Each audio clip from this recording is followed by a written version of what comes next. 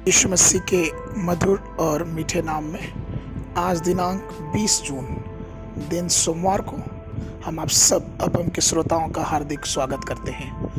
आज के दिन के लिए जो वचन है वो लिया गया है रूत की पुस्तक, उसका पहला अध्याय 20 पद। वचन इस प्रकार से कहता है, उसने उनसे कहा, मुझे नौमी ना कहो, मुझे मारा कहो, क्योंकि सर्वशक्तिमान ने मुझको बड़ा दुख दिया है। प्रभु में मेरे प्रिय लोगों, मनुष्य के जीवन में उसके दिल की कड़वाहट उसके जीने का सारा आकर्षण छीन लेती है और पूरे जीवन को दर्दनाक और अप्रिय बना देती है। पवित्र शास्त्र में हम नौमी के कड़वे अनुभव के बारे में पढ़ते हैं कि वो बैतलहम से मोआब देश को गई और वहाँ उस देश में उसने अपने पति और अपने दोनों पुत्रों को खो दिया। एक विधवा के रूप में जो अपनी विधवा बहुओं के साथ रहती थी, उसे अपने जीवन के हर एक दिन कटुता के साथ गुजारना पड़ा। एक समय ऐसा आया कि जब वो इस्राएल देश में लौटी तो केवल एक बहू उसके साथ आई। उसके लौटने के बाद उसके कुटुंबियों ने उससे पूछा तो उसने बड़े उदासी में होकर उनसे कहा, रूत की पुस्तक उसका पहला अध्याय उसके 21 पद में, मैं भरी पूरी चली गई थी परंतु यहोवा ने मुझे छूछी करके लौटाया है। सो जबकि यहोवा ही ने मेरे विरुद्ध साक्षी दी और सर्वशक्तिमान ने मुझे दुख दिया है, फिर तुम मुझे क्यों नौमी कहते हो। इसके जीवन के कड़वाहट को हम देखते हैं और हम ये भी पाते हैं कि इसके जीवन के कड़वाहट रूत के जीवन के द्वारा परमेश्वर ने शांति में बदला। अर्थात नौमी के जीवन के कड़वाहट को परमेश्वर ने रूत के जीवन के द्वारा शांति में बदला। इसी प्रकार से एक और घटना हम देखते हैं जो कि एसाव के जीवन के बारे में। एसाव का जीवन भी कटुता से भरा था। जब उसे अपने भाइयों ने धोखा दिया तो वह हार की कड़वाहट में जकड़ा हुआ था, क्योंकि उसने अपने पिता के अधिकार और विशेष आशीर्वाद को जो जेठे पुत्र के रूप में था उसे खो दिया। और वह बड़ी बड़ी कराहें और बड़ी बड़ी पुकार करके अपने पिता से कहने लगा कि हे पिता, मुझे भी आशीष दे।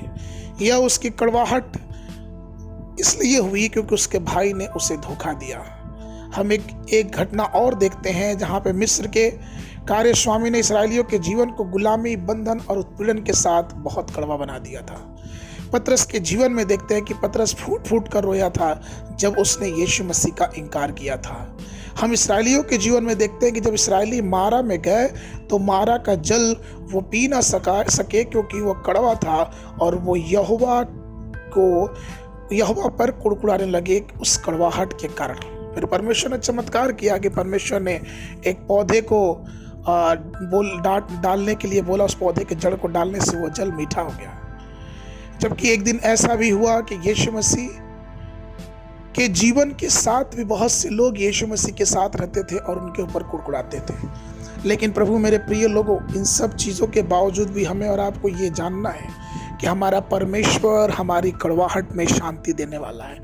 हम देखते हैं कि किस प्रकार से परमेश्वर ने रूत के नौमी के जीवन के कड़वाहट में शांति दी। हमने ये भी देखा कि किस प्रकार से परमेश्वर ने एसाव को भी फला फुलाया और बहुत बड़ा किया। हम ये भी देखते हैं कि किस प्रकार से परमेश्वर ने इसराइलियों के जीवन की कड़वाहट को भी दूर किया। हम ये भी देखते हैं कि पतरस की कड़वाहट को जो उसके इनकार करने से उसके जीवन में आई थी, परमेश्वर ने कितना शांति में बदला।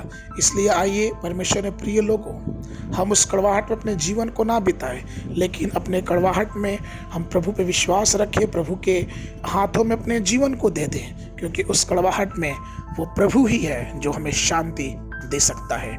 आज के मनन के लिए जो पद है वो लिया गया है भजन संगीता की पुस्तक, उसका 84 अध्याय उसका 6 पद। वचन कहता है, वे रोने की तराई में जाते हुए उसके सोते का स्थान बनाते हैं, फिर बरसात की अगली वृष्टि उसके आशीष ही आशीष उपजाती है। बाइबल अध्ययन के लिए सुबह के समय एस्तर की पुस्तक, उसका पहला और दूसरा अध्याय, और संध्या के समय प्रेरितों के काम, उसका 5 अध्याय 1 पद से लेके 21 पद तक। परमेश्वर आप सबको आशीष देवे।